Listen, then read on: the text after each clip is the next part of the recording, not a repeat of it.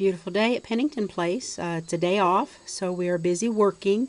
I got a package from bunnyrabbit.com. So what's inside is, we're trying to come up with an easier way to label all of our rabbits and keep everybody straight. So I got 50 of these tags.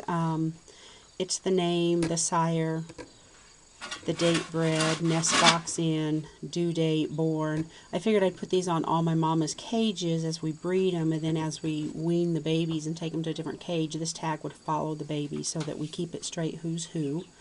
And then I got this. This is just, it's kind of like the nest box, the breeding sheets I have for all my girls, except this is reusable plastic, and I can put up to 24 rabbits on here, so I can just quick glance. I don't have to look through my book. Quick glance and figure out the date we bred them, the mom, the dad, you know, when they're due, number that was born, and all that. And then I have the standard tags that are the name, the tattoo if they have an ear tattoo, the sex of the rabbit, the date of birth, the sire, the dame. This would be for all my breeding stock, so that we can easily identify them. And because I name them, Michael don't, so sometimes I'll say go check Sarah or whatever, and he's like, well, which chin is that? So anyway, so I'm going to get these all filled up and get them hung out. I've got a lot of work ahead of me because I still have some rabbits I got to get named and all that, but I'll show you the end piece.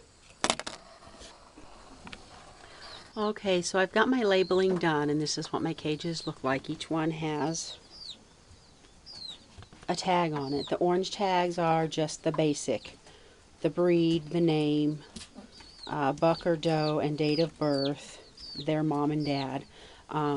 So it just tells us who lives in the cage. So everybody has an orange one to tell me who lives in which cage.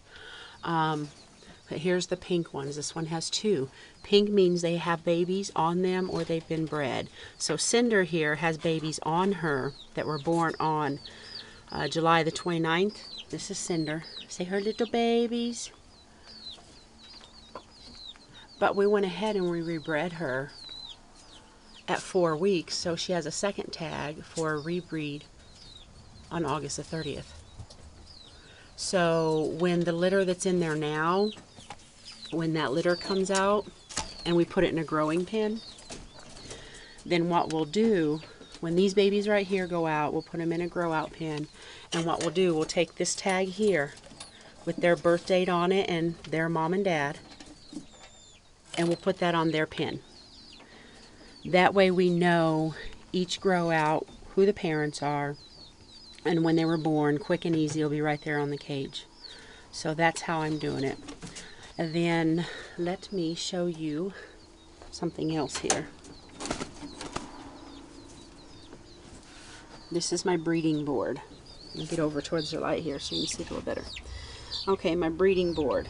It will hold up to 24 different rabbits.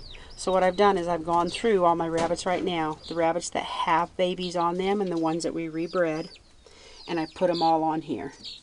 So it gives me the date that I bred, who I bred, Nina to Jordan. 9/27 is when the box goes in. 9/30 is the due date. I'll put the number born, but what I'm going to do is put the number born and then slash the number weaned. And then instead of the last aisle being the wean date, because it varies on the babies, it varies on the rabbit, on the mama. We don't do it at 5 weeks or 6 weeks standard. It goes each individually by each rabbit and the babies. So I'm going to do the birth date because it has the palpation date, but I changed that to nest box date, and then the due date, and then the birth date, and then the number born, and I'll slash, and that'll be the number weaned. That way it'll tell me how many survived and how many didn't. And this is just quick and easy basic. I still keep in my book up so that I can do more detailed records in the book, and I don't have to worry about all the basic stuff here because I'll have it. So that is going to be our new system. That is how we're going to do it. That way it'll be here nice and easy for Michael, And when people come to buy rabbits and they say, well, we need rabbits born between this date and that date, I don't have to pull a book out and search. We just look at all the cages that have babies that look like they're, say, 4 weeks old and or 6 weeks old, and you know, go there and look at birth dates to verify. So I think it's going to be a better system. It's going to be easier. It is going to be some double documenting, but that's okay, because it'll just give us less room for error, because sometimes we do mess up, and sometimes I don't know why. I get a senior moment and I put down wrong dates or a wrong month or something, and it really messes me up. So anyway, hope this has helped you.